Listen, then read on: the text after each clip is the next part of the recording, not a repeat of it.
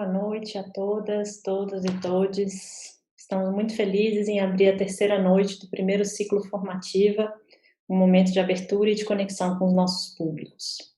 Para aqueles que não me veem, eu sou a Bruna, uma mulher branca de cabelos curtos e castanhos. Eu estou usando uma blusa preta com mangas compridas, estampada de flores e um batom vermelho. Atrás de mim pode-se ver uma estante com livros, alguns quadros e objetos como canetas e lápis numa parede de fundo branco. Com isso eu encerro minha autodescrição.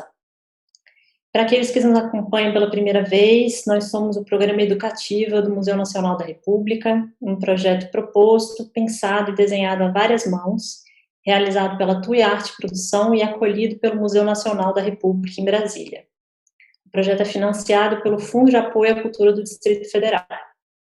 A nossa proposta é realizar um conjunto de atividades públicas de formação e de mediação cultural, contribuindo com a acessibilidade do Museu Nacional da República aos diversos públicos. Com essas ações, buscamos fortalecer e consolidar a sua missão educativa. Eu reafirmo aqui a nossa solidariedade com todas as pessoas que tiveram as suas realidades transformadas pela pandemia. A educativa antes tinha sido imaginada como um projeto que ia acontecer na proximidade entre os corpos dos públicos e das mediadoras e se viu diante do desafio de trazer as ações para o meio digital. Quando tivemos de reformular o nosso projeto, a gente sentiu a urgência de abordar o meio ambiente, a saúde, a cultura digital e a própria pandemia como eixos a serem pensados com os nossos públicos.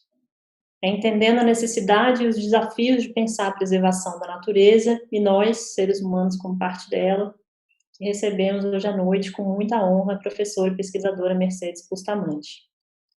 A nossa equipe de mediação vai receber e organizar perguntas e questões de vocês, que serão levadas a Mercedes ao longo dos blocos da conversa de hoje, no bate-papo aqui do YouTube. Na próxima quarta-feira, conversaremos com o artista Jorge Mena Barreto sobre as plantas como tema para a arte e para a educação, e em 23 de junho receberemos o Alejandro Ceballos para conversar sobre mediação comunitária e os desafios da colaboração. Convido todos a se inscreverem no nosso canal do YouTube, nas outras redes também, onde vocês poderão acompanhar nossas ações ao longo dos próximos meses, no Facebook e no Instagram, Educativa Museu Nacional. Eu queria agradecer a presença das nossas intérpretes de Libras, Aline Lima e Janaína Almeida, e também repasso os agradecimentos do Museu Nacional da República, em nome da diretora Sara Seilert. Agradeço imensamente a presença de cada um de vocês e passo a palavra à nossa coordenadora pedagógica, Viviane Pinto. Obrigada, Bruna. Boa noite. Desejo as boas-vindas a todas as pessoas que nos acompanham ao vivo pelo canal do YouTube. Com muita alegria, damos início ao terceiro webinário do primeiro ciclo Formativa. Nós convidamos vocês todas para acompanharem nossa programação. Para quem não me vê, eu me chamo Viviane, sou mulher branca, de cabelos castanhos, enrolados, uso brincos, batom vermelho e uma blusa branca e um casaco preto. Tenho ao fundo um armário branco e assim eu termino minha breve autodescrição.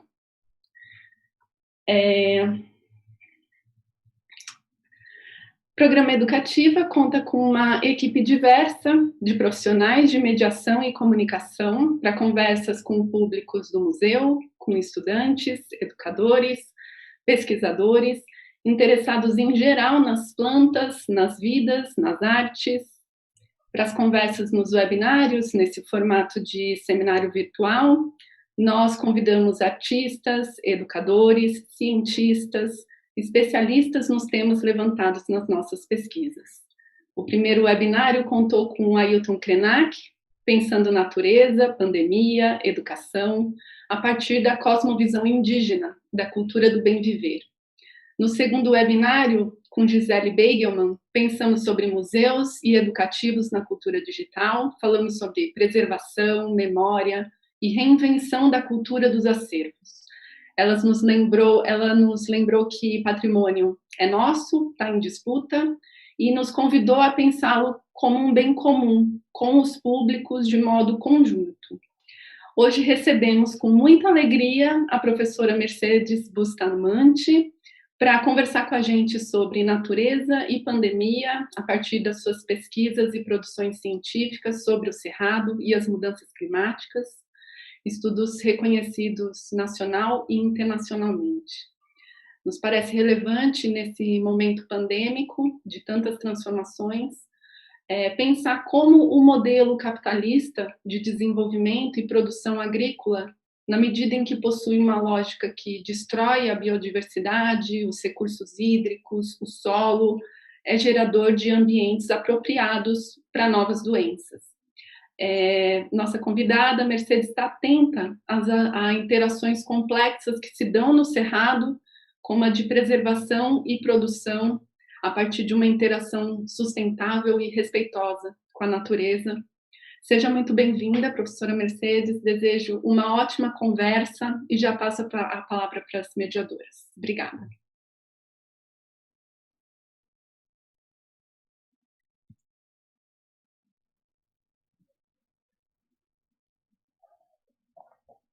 Bom, boa noite a todo mundo.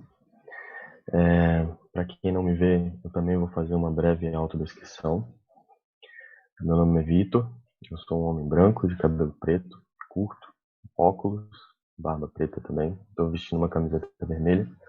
E ao meu fundo eu tenho uma estante com alguns livros e uma parede branca com um quadro do líder Tupac Amaru II. Bom, o Cerrado é o segundo maior bioma do Brasil. Representa 1/4 do território nacional e é fundamental nascedouro de águas que abastecem 3 das maiores bacias hidrográficas da América do Sul: o Tocantins-Araguaia, São Francisco e a Bacia do Prata. Das 44.000 diferentes espécies de plantas catalogadas no Brasil, 12.000 se encontram no Cerrado. Então, junto com a professora Mercedes Bustamante, vamos hoje à noite refletir sobre as formas que escolhemos nos relacionar com esse imenso reservatório natural de água e a biodiversidade, e sobre a sua depredação. Quantos males o desmatamento e a degradação podem trazer, e que relações há entre a destruição da natureza e a pandemia que nos desafia atualmente? Boa noite a todos que estão nos acompanhando. Eu me chamo Priscila Castro, uma das mediadoras aqui também do programa Educativa. Vou fazer uma breve autodescrição também para quem não me vê.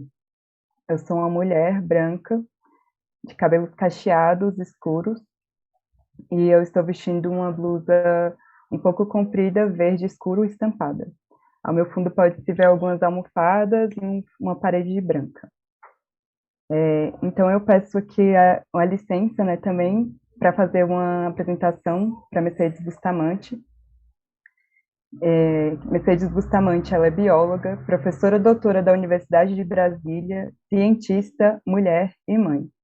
Mercedes começou cedo a paixão pela biologia, na escola tendo bons professores.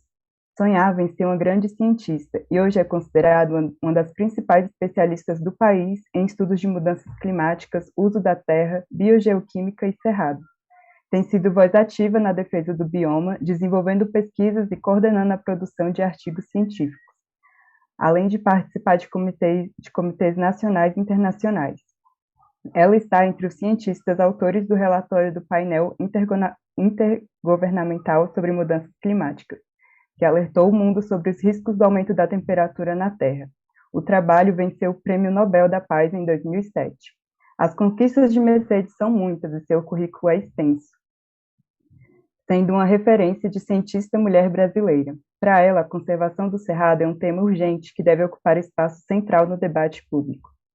Então, hoje, a convidamos para dialogar sobre esses impactos da destruição ambiental, tanto para a saúde e também nessa questão da pandemia.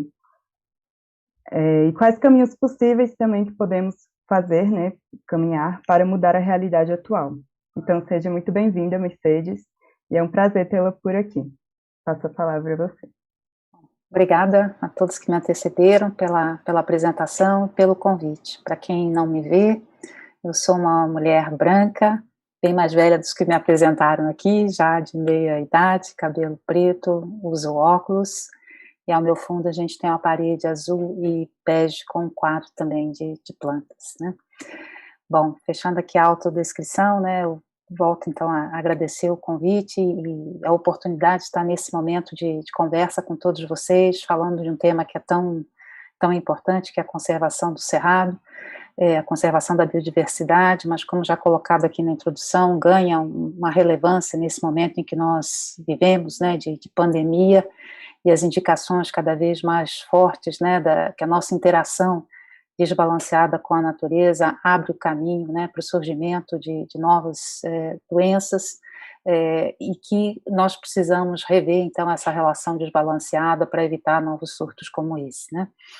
Vou focar aqui na minha apresentação um pouco mais sobre a questão das mudanças no bioma cerrado e a mudança climática, porque a mudança climática é talvez o maior desafio que nós temos para vencer nas próximas décadas, e a mudança climática também tem relações muito fortes com a questão da saúde humana.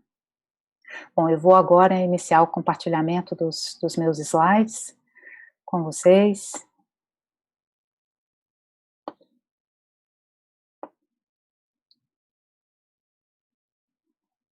Bom, então, o tema que eu me propus hoje a conversar com vocês, e a gente pode expandir depois isso mais no momento, né, das perguntas, do debate, é sobre água, biodiversidade e clima, né, então a gente fala que é o ABC do Cerrado, quais são aí os desafios atuais para a conservação do Cerrado.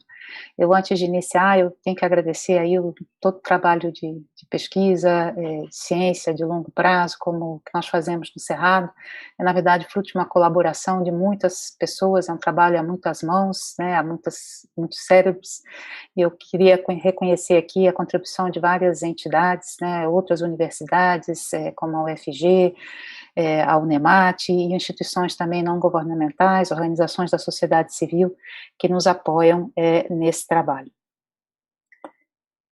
Bom, então essa figura aqui, ela indica para a gente, quando eu comentei com vocês sobre a mudança climática e o grande desafio aí que nós temos como humanidade, né, como coletivo, nas próximas décadas, é a escolha entre esses dois futuros possíveis, né. A gente tem aqui na tela essa imagem, né, do que seria o aumento da temperatura representada pelas cores mais quentes nessa representação do globo terrestre, num cenário de emissões mais altas, o que o IPCC, o Painel Intergovernamental de Mudanças Climáticas, chama de cenário RCP 8.5, né, que seria aquele cenário em que a gente continua emitindo como se não houvesse nenhum problema com isso, né?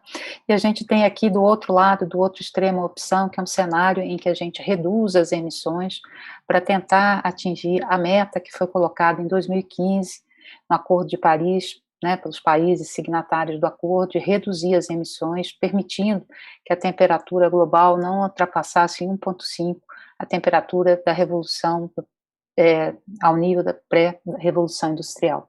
Então, basicamente, nós estamos nesse dilema aqui de escolha, e quais são as implicações, né, entre permanecer nesse cenário de altas emissões e também quais serão os custos e a tomada de decisão que vai ser necessária para atingir esse cenário de controle das emissões e regulação da temperatura. O contexto, então, associado aí à mudança climática, que tem um peso significativo para as transformações que nós vimos no Cerrado, né, nas últimas décadas, é que esse grande desafio da humanidade, mitigar a mudança climática, ele está associado também ao desafio que nós temos de garantir a segurança alimentar para uma população que se projeta entre 9 a 10 bilhões de pessoas até 2050, né. Então, infelizmente, como já foi colocado aqui, esse momento triste, né, que o Brasil vive com a pandemia, ele acentuou também outras desigualdades no Brasil e trouxe de volta para o Brasil também o dilema da insegurança alimentar, né. Então, cerca de 60% dos lares brasileiros vivem hoje com algum nível de segurança alimentar. Então, como é que nós vamos vencer esse desafio, né, de mitigar a mudança climática e, ao mesmo tempo, garantir a segurança alimentar, a igualdade na distribuição desses recursos para uma população crescente? E esses dois desafios, eles têm que ser enfrentados ao mesmo tempo em que a gente reduz os impactos, né, do uso do solo, do manejo da terra, sobre outros serviços ecossistêmicos. Então, quando a gente fala no desmatamento, na perda da cobertura vegetal, nas transformações da superfície, elas afetam o clima, mas elas afetam a conservação de água, elas afetam a conservação da biodiversidade, então, de uma série de outros serviços, funções ecossistêmicas, das quais nós dependemos para o nosso bem-estar. Essa é uma figura de uma organização que se chama Climate Action Tracker, que eles monitoram, né, quais são as ações de mitigação, de redução das emissões de gases de efeito estufa que os países colocam, né, nas negociações, e eles colocaram tudo, analisaram tudo que foi colocado, né, como proposta dentro do Acordo de Paris, e o que eles observaram, basicamente, é que o que hoje está colocado na mesa, né, pelos países, em termos de ação, de redução, de combate à mudança climática, não nos permitiria chegar à temperatura desejada aqui de 1,5, esse controle da temperatura. Com o que nós temos hoje, colocado pelos países, a gente estaria aqui oscilando entre 2,6 e 2,9. Então, isso significa que, efetivamente, nós precisamos fazer muito mais, ter metas muito mais ambiciosas e atuar muito mais rapidamente nas pautas, né, de políticas de redução dos gases de efeito estufa. E isso é particularmente importante no caso do Brasil, quando a gente olha essa figura que representa as emissões de gases de efeito estufa no Brasil entre 1990 e 2018. Então, eu peço a vocês que atentem aqui para as barras de cor verde e as barras de cor amarela. As barras de cor verde, elas representam as emissões associadas às mudanças no uso da terra e florestas, basicamente as ações de desmatamento. E as barras amarelas, as ações da agropecuária. Esses dois setores, embora quantificados separadamente, eles estão associados, porque geralmente você desmata e o uso subsequente ao desmatamento é a transformação em pastagem ou em agricultura para cultivo, principalmente de grãos. Quando a gente olha esse perfil brasileiro das emissões, a gente percebe que esse setor que a gente chama de agricultura, florestas e outros usos da terra, é o setor que corresponde pela maior parte das emissões brasileiras. Então, se o Brasil quiser contribuir, né, como nesse coletivo, nesse esforço coletivo global de redução das emissões de gases de efeito estufa, ele precisa olhar de forma muito consequente, muito responsável para o controle do desmatamento e para uma agricultura sustentável e que emita menos gases de efeito estufa. Então, as mudanças de uso do solo no Brasil, eu sempre falo, elas são uma via de mão dupla, né? Se, por um lado, a conversão da vegetação nativa para a agropecuária, mais o aumento da frequência de queimadas, que geralmente vem associado ao desmatamento, isso tem um impacto direto nas emissões de gases de efeito estufa. Você mobiliza esses estoques de carbono que estão na vegetação e joga isso para a atmosfera. Esse aumento dos gases de efeito estufa gera um impacto na mudança climática que se traduz em mudanças nos padrões de temperatura e precipitação. E a mudança nesses padrões de temperatura e precipitação afeta diretamente a disponibilidade de água e tem um impacto sobre a agricultura. E como é que fica o Cerrado no meio dessa história, né? Do papel do Brasil, a gente olhou ali as emissões para o Brasil como um todo, mas quais são os desafios que o Cerrado hoje enfrenta? Então, já foi colocado aqui nas falas iniciais, o Cerrado é uma região extremamente importante em termos de produção e conservação de recursos hídricos. Importantes bacias hidrográficas nascem na região do Cerrado, ele é um grande reservatório de água que drena para as regiões, outras regiões brasileiras. Ele também é um importante estoque de carbono contido na sua vegetação, que vai desde áreas mais abertas até sistemas florestais. É a savana mais biodiversa do mundo, e a gente tem no Cerrado também uma enorme diversidade social, são povos indígenas, quilombolas, populações tradicionais, que têm uma história, né, de sobrevivência, subsistência e cultural muito forte com o bioma cerrado. E o que nós observamos hoje é uma modificação do regime de queimadas no Cerrado, nós vamos falar um pouquinho mais sobre isso, um avanço, né, da pecuária e da produção de grãos sobre as áreas nativas do Cerrado, e também a região é uma importante região para a produção de bioenergia, sobretudo com a ocupação de áreas de produção, por exemplo, de cana-de-açúcar sobre antigas áreas de pastagem dentro do bioma. Então, lembrando que o Cerrado, ele tem essa rica diversidade, porque ele é um sistema também bastante heterogêneo em termos de estrutura, né? A gente tem, ele composto por áreas, né, campestres, que são quase 7% do bioma, a vegetação savânica que predomina, que é essa coexistência entre árvores, arbustos, né, e gramíneas, que é 61% do bioma, e os 32% remanescentes, que são áreas florestais. Então, quando a gente fala do cerrado, é importante que a gente considere também essa variação estrutural, né? Ele tem várias formas diferentes, e é isso também um dos fatores responsáveis pela grande riqueza de espécies que nós temos. E ele é considerado, juntamente com a Mata Atlântica, um dos hotspots globais para a conservação da biodiversidade. Então, de todos os biomas brasileiros, globalmente são reconhecidas duas áreas extremamente prioritárias para a conservação, que é a Cerrado e a Mata Atlântica, porque são áreas que têm uma alta riqueza de espécies, com alto grau de endemismo e que apresentam uma acentuada perda de hábitat, né? A Amazônia, apesar do desmatamento crescente bastante preocupante, ainda tem cerca de 80%, né, da sua cobertura florestal, e no Cerrado nós já perdemos mais de 50% nas últimas décadas. A Mata Atlântica vem sendo desmatada há mais tempo, mas também tem um percentual muito pequeno de remanescentes florestais. Outro fator importante que eu citei para vocês é a questão do fogo no Cerrado. O fogo é um determinante natural do Cerrado, o Cerrado evoluiu com o fogo, mas o que a gente observa hoje é uma mudança do regime, ou seja, queimadas mais frequentes, com menor intervalo de tempo, que não permitem uma recuperação da vegetação.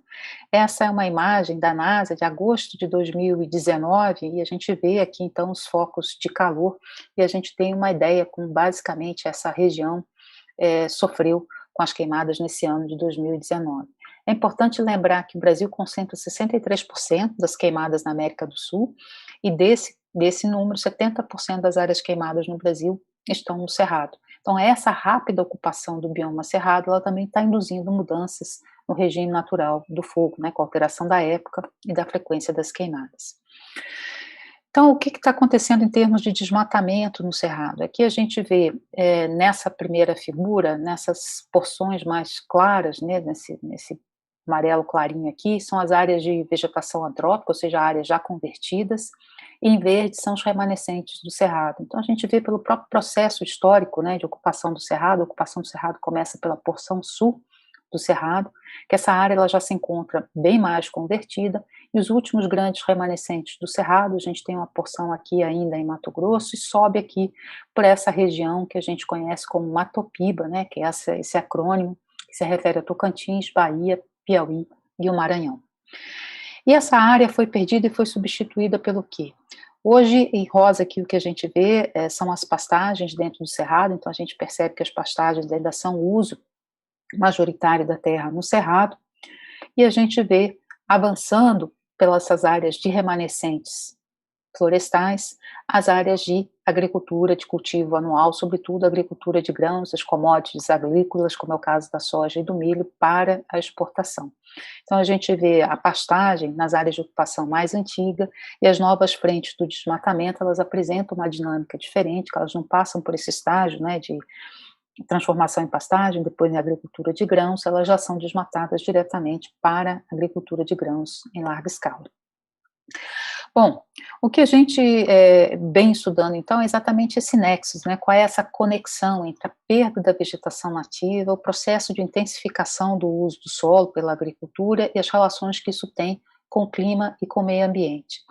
E essas interações, elas têm consequências na questão da água, né, porque elas modificam processos como a evapotranspiração, a precipitação, o escoamento superficial, estão associadas aí a mudanças do clima com eventos extremos, o avanço e intensificação da agricultura implica em utilização de água para irrigação. A gente tem impactos também sobre a energia, né, e sobre a própria demanda de energia para intensificação, mas a produção de energia hidrelétrica, e a questão da segurança alimentar, como nós vimos inicialmente. Então, o nosso grande desafio hoje é como é que nós equilibramos, né, as demandas de conservação, as demandas de produção de alimento, de uso de água e de energia sobre esse território tão rico, tão diverso que é o Cerrado.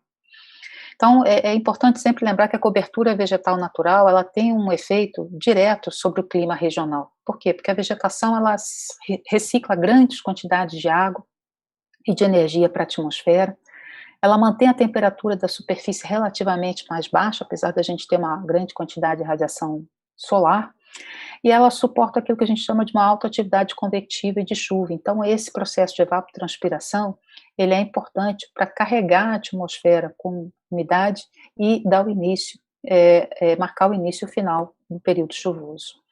Então, quando a gente fala do desmatamento, a gente pode olhar tanto os efeitos globais, como a gente viu no caso das emissões de gases de efeito estufa, que é o perfil brasileiro das emissões, que é sobretudo associado ao desmatamento, mas a gente tem efeitos que são sentidos localmente, né? Aqui a gente tem um mapa, né, do estado de Goiás, na região central aqui do bioma cerrado.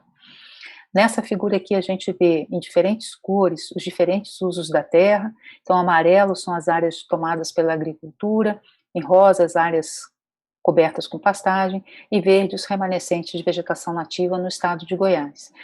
E essa outra imagem aqui, ela traz para a gente o gradiente de temperatura. Quando a gente olha aqui, então, as cores mais escuras, né, indo para o azul, para o verde, são as temperaturas mais baixas, e as cores mais quentes, vermelho e amarelo, as temperaturas mais altas. Então, o que a gente percebe? Que existe uma sobreposição, né, uma relação muito forte entre as mudanças da cobertura vegetal e um impacto sobre a temperatura superficial. Então, as áreas cobertas com pastagem de agricultura são áreas que a gente sente, a temperatura de superfície é aquela que a gente sente. São mais quentes e em alguns graus mais quentes que as áreas que são cobertas com vegetação nativa. Então, como é que as mudanças no uso da terra, elas afetam, né, o clima regional do Cerrado? Então, quando a gente substitui florestas, né, e savanas, que são a maior parte aqui do bioma cerrado, a gente tem uma troca essa cobertura vegetal para a agricultura e para a pastagem, a gente tem mudanças nos processos de evapotranspiração, diminui o retorno de vapor de água para a atmosfera e há um aumento da temperatura superficial. Essas transformações também, elas têm um impacto direto sobre os recursos hídricos. A vegetação, ela é a ponte entre a transferência de água do solo e a atmosfera. Então, as plantas têm a sua cobertura vegetal, né, trocando matéria e energia com a atmosfera, e as raízes extraindo água do solo. Então, quando a gente muda a cobertura vegetal, que geralmente são plantas do cerrado com raízes profundas, a gente tem uma mudança direta no ciclo hidrológico terrestre também. Então, o desmatamento, ele leva a uma redução do retorno de vapor de água para a atmosfera e um aumento da temperatura, tendo um impacto crítico sobre a conservação de água no cerrado. Isso tende a acentuar, então, o número de conflitos naquelas regiões mais críticas em termos de segurança hídrica, sobretudo quando elas experimentam episódios mais acentuados de seca, com impacto na segurança hídrica, tem interação com as mudanças climáticas globais também, e tem um impacto sobre a biodiversidade e a produtividade primária, afetando os ecossistemas naturais. Afeta também as atividades humanas, porque a gente já citou, temperatura e precipitação são dois fatores extremamente importantes para o sucesso da agricultura, tendo impacto também na segurança alimentar, e quando falta água, também falta água para geração de hidroeletricidade, com impacto também sobre a segurança energética.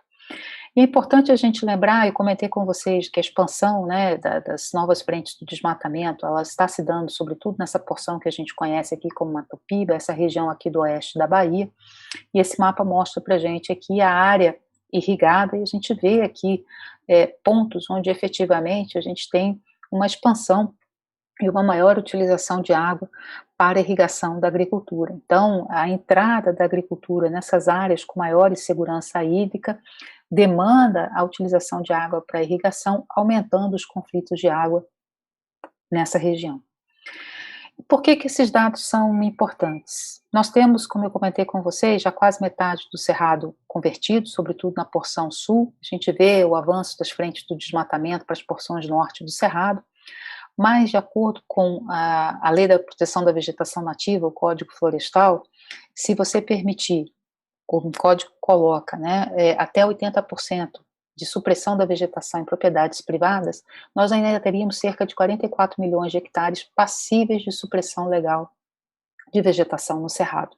Então, isso coloca uma pressão muito forte sobre esses remanescentes do cerrado e acentua o papel muito importante da conservação dentro das propriedades privadas. A gente precisa da conservação em terras públicas, na forma de unidades de conservação, de uso sustentável, de produção integral, mas a gente precisa também desse aporte que viria da conservação dentro das propriedades rurais. Outro aspecto importante também para destacar no Cerrado, além das áreas de reserva legal dentro das propriedades rurais, é aquela figura que a gente conhece como as áreas de proteção permanente, que são as vegetações ripárias, aquelas que margeiam, por exemplo, cursos de água, as nossas matas de galeria, né, ou as nossas veredas. Essas formações ripárias, elas têm um papel muito importante na regulação climática regional, né? Elas são muito vulneráveis a esse efeito de borda e o uso do solo da bacia hidrográfica, mas elas têm um papel fundamental mitigando o impacto dessa transformação da paisagem sobre esses pequenos cursos de água. E aí é importante a gente olhar também que nós temos hoje no Cerrado quase 30% dessas áreas de proteção permanente, ou seja, são áreas que não deveriam ter sido transformadas ou convertidas ou sob impacto, elas são de proteção permanente, mas 30% hoje já se encontram alteradas, aumentando a pressão sobre a conservação dos recursos hídricos no Cerrado. Então, o cenário que a gente precisa trabalhar hoje, além da conservação das áreas remanescentes, é pensar em como nós restauramos aquelas áreas de cerrado já degradadas, né? Então, se espera que ao restaurar esse passivo ambiental, a gente reverta, né, esse sinal, né? Com desmatamento a gente diminui a transferência de vapor de água para a atmosfera, aumenta a temperatura, mas a gente espera então que com a restauração, num cenário em que você estimule a restauração das áreas já degradadas, você aumente o retorno de vapor de água para a atmosfera e reduza a temperatura superficial. Só que aí é importante a gente considerar também, como eu comentei com vocês, o Cerrado ele ocupa quase 24% do Brasil, ele é um bioma bastante extenso e bastante diverso, né? Então a gente precisa pensar também em soluções regionais que elas sejam muito bem orientadas e informadas e que olhem as diferenças regionais dentro do bioma cerrado. Então, a gente tem aqui, novamente, duas estratégias que são importantes a gente pensar, né? Quais são essas diferenças? Nessa porção onde o cerrado já foi mais convertido, é preciso haver um investimento grande na restauração de áreas degradadas. E nessa porção mais ao norte, é preciso frear o desmatamento e proteger os grandes remanescentes de vegetação nativa ainda existentes.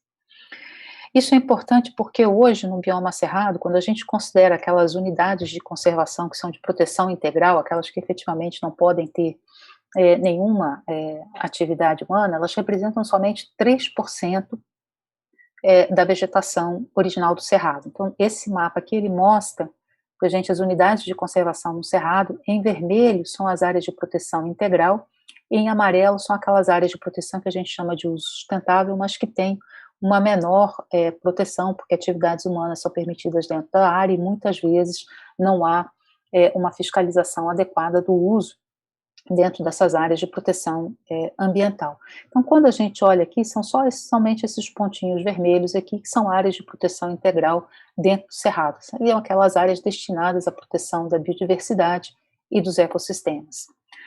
Qual que é o problema nessa distribuição de unidades de conservação? É que a gente tem uma pouca sobreposição com as áreas de conservação, ou com as áreas que são prioritárias para a conservação. Então, nesse mapa aqui, a gente mostra a riqueza de vertebrados dentro do cerrado. Onde é que estão aquelas áreas onde a gente tem uma maior riqueza de espécies? Então, aqui para mamíferos, aves, répteis e anfíbios. Então, o que a gente percebe? Para mamíferos e aves, a gente tem maior riqueza nesse gradiente norte e sul aqui. Para répteis e anfíbios, na porção central do cerrado. Eu peço que vocês observem essas figuras e a gente retorna para que vocês vejam aonde estão as unidades de conservação de uso integral, de conservação integral. O que isso significa? Que onde eu tenho as minhas unidades de conservação, eu não tenho a maior riqueza, pelo menos no caso de vertebrados. Então, isso novamente expõe a necessidade da gente pensar e priorizar ações de restauração. E essas ações de restauração, elas teriam como objetivo reduzir esses conflitos com a produção agropecuária no cerrado e, ao mesmo tempo, aumentar os ganhos em biodiversidade e serviços ecossistêmicos. E, para isso, a gente precisa considerar essa heterogeneidade ambiental do cerrado. Esse é o mapa das chamadas ecorregiões do cerrado, são regiões que a gente divide dentro do cerrado de acordo com características ambientais, que fazem com que elas devam ser, então, manejadas de forma diferenciada. E nesse gráfico aqui também, nessa figura, a gente olha novamente, as cores mais amarelas, mais claras, são áreas onde a gente tem um menor passivo ambiental, indo para as cores mais escuras, áreas onde a gente tem um maior passivo ambiental. Então a gente vê que a gente precisa distribuir os esforços de restauração, considerando as diferentes ecorregiões, mas considerando também aquelas regiões onde hoje a gente tem um maior passivo ambiental, uma maior quantidade de áreas abertas que precisam ser restauradas. E para isso, né, a gente viu lá no início que o uso majoritário no Cerrado da terra ainda são as pastagens, né, elas ocupam aí uma porção expressiva do Cerrado, cerca de 28%, mas cerca de 22 milhões de hectares de pastagens dentro do Cerrado se encontram hoje em algum estado de degradação. Então a gente tem aqui um enorme capital de terras abertas, já abertas, degradadas, que poderiam ser utilizadas para restauração com múltiplos objetivos, seja para trazer a agricultura de grão, seja para conservar para a biodiversidade, conservar para a produção de água. Então essas pastagens degradadas, elas oferecem oportunidade de restauração e ao mesmo tempo de expansão da agricultura sem a necessidade de mais desmatamentos dentro do bioma cerrado. E para isso a ciência pode ajudar, por exemplo, monitorando a produtividade das pastagens, quais são as condições de produtividade dessas pastagens, quais seriam então as áreas que nós poderíamos selecionar para esses esforços de mitigação. E nesses estudos nós vimos que cerca de 55% dessas áreas de pastagem já apresentam sinais de regeneração natural, coloca essas áreas como áreas favoráveis para estimular esse processo de regeneração natural e permitir que o cerrado volte a essas áreas de pastagem abandonadas.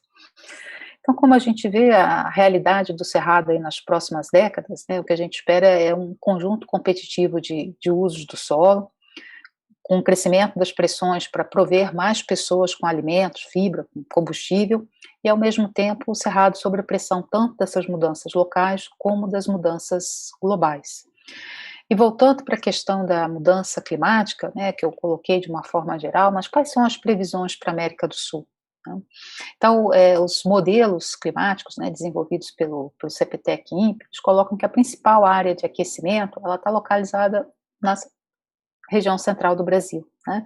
E isso vai implicar que a gente vai ter uma redução da precipitação nessa parte central e também uma redução tanto no verão, né, como na porção mais ao sul do Cerrado. E aí tem um impacto direto sobre a agricultura. Por quê? Porque a agricultura é exatamente o setor que transforma mais os nossos sistemas, mas ao mesmo tempo é aquele que é mais dependente da qualidade do meio ambiente. Então, o desafio é como efetivamente permitir que a gente desenvolva uma agricultura sustentável, que seja capaz de prover segurança alimentar e, ao mesmo tempo, contribua para a conservação do meio ambiente. É importante a gente destacar que se a gente seguir naquele primeiro cenário de emissões sem controle, que foi aquele primeiro cenário que eu mostrei para vocês, né, daquele mundo de temperaturas mais altas, isso vai ter um impacto direto sobre o uso da terra no Cerrado. Esse estudo, por exemplo, ele avaliou o impacto da mudança climática naquele cenário mais extremo, né, que é aquele se a gente não fizer nada para diminuir as emissões, como é que vai se dar a distribuição das principais culturas agrícolas no Brasil. E basicamente o que a gente percebe, aqui marcado em vermelho nesses mapas, é a região do Mato Piba, essas novas frentes do desmatamento no Cerrado. Aqui a gente tem no primeiro gráfico o que vai acontecer com as áreas de soja, com as áreas de milho. Basicamente, em função da modificação das condições climáticas, nesse cenário mais extremo, essas áreas de soja elas tenderiam a migrar mais para a porção mais subtropical do Brasil, a mesma coisa em relação ao milho. Então, o que a gente vê é a agricultura, né, a expansão da agricultura para essas áreas contribui para a mudança climática e o aumento das emissões vai prejudicar a agricultura precisamente nessas áreas onde ela resultou em desmatamento. E já encaminhando aqui um pouco para o final, é importante lembrar que quando a gente fala de mudanças climáticas, né, ela tem uma relação muito forte com a resiliência dos ecossistemas e a qualidade e manejo desses ecossistemas. Então, para manter a saúde e aumentar a resiliência dos ecossistemas, isso contribui para diminuir também a vulnerabilidade às mudanças climáticas, né? Então, ecossistemas resilientes, eles têm maior potencial, não só para reduzir as emissões, mas para nos fornecer estratégias de adaptação às mudanças do clima.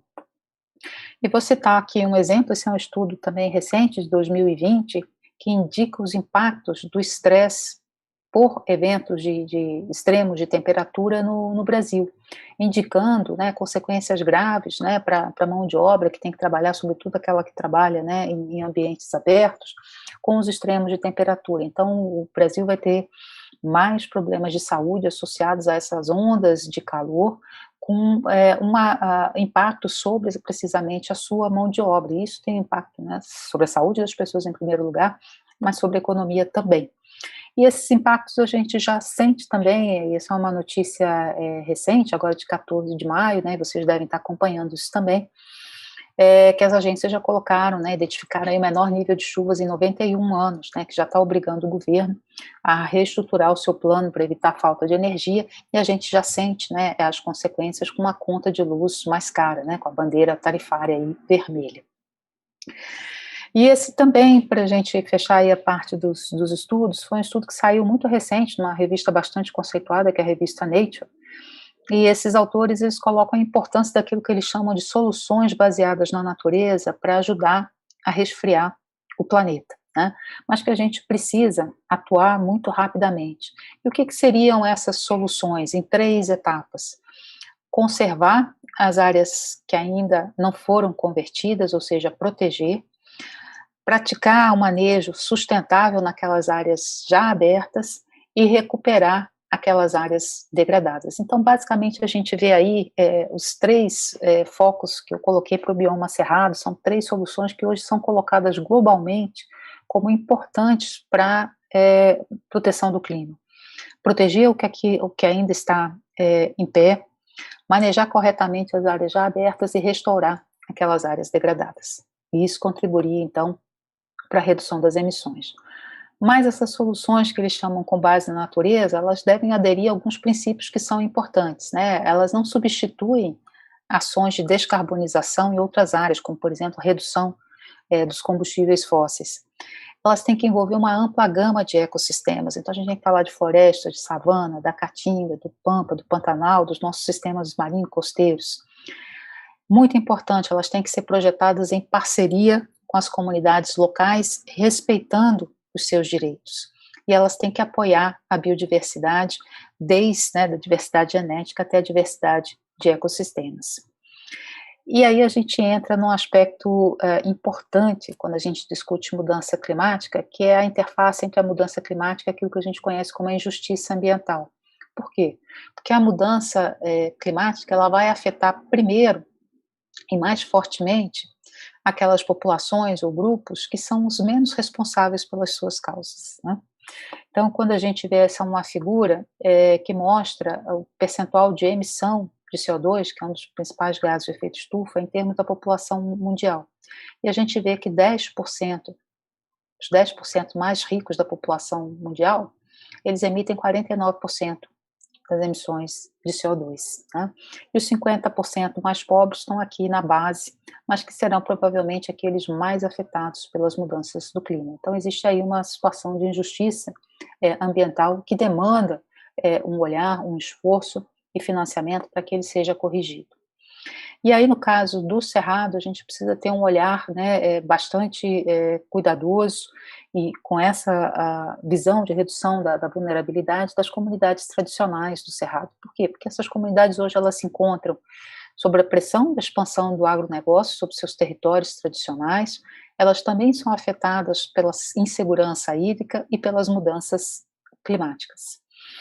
Esse aqui é só um recorte, né, que foi feito em um estudo sobre as comunidades tradicionais do Cerrado, nesses corredores que sobem aqui pelo oeste da Bahia, parte de Goiás, Tocantins, Maranhão, nesse parte central do Mato Piba, que são corredores prioritários para a conservação da biodiversidade. Nós fizemos uma revisão sistemática da literatura que incluiu aí 168 municípios nesses corredores prioritários. E só com base na revisão da literatura, né, foram identificadas aí 636 comunidades tradicionais em 108 municípios. A gente sabe que tem muito mais, porque são aqueles que ainda não aparecem, né, chama aí os invisíveis, né. 53% quilombolas, mas a gente tem aí muito importante as comunidades de fundo e fecho de pasto, né, as comunidades fazendeiras, gerazeiras, agroextrativistas. Então a gente vê aí uma enorme diversidade de povos, né, dos povos do Cerrado, que têm direito, né, à gestão do seu território, à manutenção da integridade ecológica dos seus territórios, que é essencial também para a manutenção da sua integridade cultural. E aí, no caso das comunidades tradicionais do Cerrado, a gente pode identificar que é uma história de conflitos e os conflitos da história, mas hoje, cada vez mais, a gente tem como claro que esses sistemas ecológicos, sistemas sociais, eles estão em perigo de ultrapassar um limiar desses danos irreparáveis, e a saúde e a sobrevivência, né, dos sistemas ecológicos depende também da saúde e da sobrevivência desses sistemas sociais. Então, com isso, eu encerro aqui e agradeço mais uma vez a oportunidade de estar participando com vocês nessa conversa, nesse diálogo. Muito obrigada.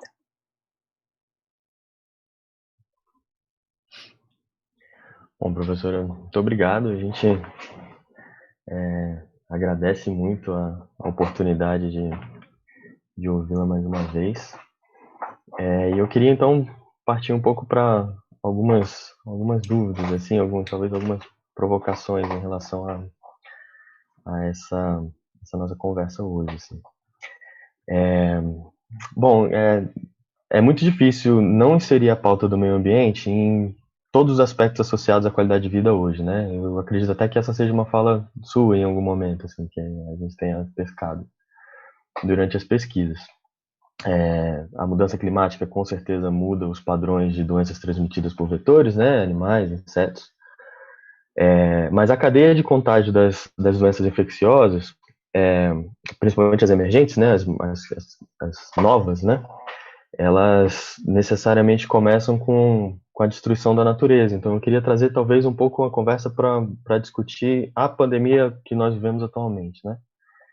Que, de determinada maneira, nós podemos entender que produz efeitos que nós podemos ler como injustiças ambientais, né?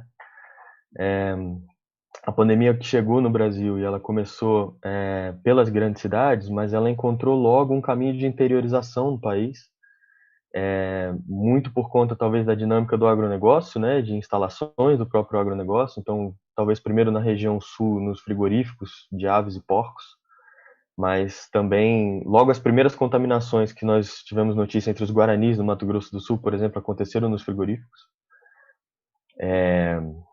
Muito por conta do regime de trabalho, né, de um regime de trabalho precário, vulnerável a que esses trabalhadores estão submetidos. Mas não só, né, o papel da pecuária industrial na produção de doenças infecciosas não é exatamente uma novidade, é um assunto que é discutido há muito tempo. Inclusive, se a gente pensar o quanto o modelo de produção que coloca espécies muito similares geneticamente, e você coloca uma cadeia desses animais todos muito próximos, você cria quase que um ambiente ideal de laboratório para alguns patógenos poderem testar, né? Testar a sua capacidade de mutação, testar a sua capacidade infecciosa, enfim.